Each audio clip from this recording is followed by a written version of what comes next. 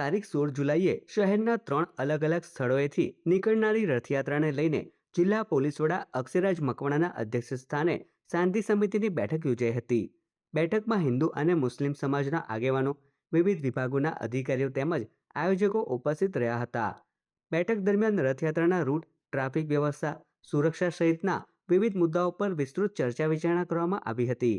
જિલ્લા પોલીસ વડાએ બંને સમાજના આગેવાનોને કોમી એકતા અને ભાઈચારાની ભાવના જાળવી રાખી શાંતિપૂર્ણ માહોલમાં રથયાત્રાના પર્વની ઉજવણી કરવા અનુરોધ કર્યો હતો। ઉપરાંત રથયાત્રા દરમિયાન કોઈ અનિચ્છનીય ઘટના ન બને તે માટે સમગ્ર રૂટ પર ચાંપતો પોલીસ બંદોબસ્ત ગોઠવવામાં આવશે અને જરૂરી તમામ સુરક્ષા વ્યવસ્થાઓ અમલમાં મૂકવામાં આવશે તેવી માહિતી પણ આપવામાં આવી હતી। કે જેઓને તમામની સાથે આખા રૂટ ઉપર કણ મુસ્લિમ બિરાદરો સ્વાગત કરવાના છે, કોના દ્વારા શું ફેસિલિટી છે, આ તમામ વસ્તુની એક શાંતિ સમિતિની ચર્ચા કરવામાં આવી છે અને તમામ લોકો દ્વારા આ તહેવારને ખૂબ જ હર્ષોલ્લાસથી ઉજવાય તે માટે પણ તમામ લોકોએ ખાતરી આપી છે।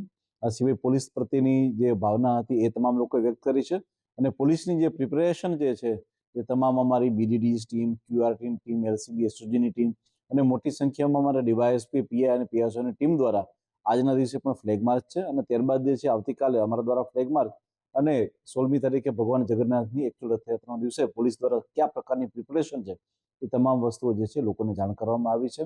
મને ખૂબ જ ખાતરી અને વિશ્વાસ છે કે ભગવાન જગન્નાથજીની આ રથયાત્રા ખૂબ જ શાંતિપૂર્ણ માહોલમાં હર્ષો અને ઉલ્લાસથી ઉજવવામાં આવશે। Thank you.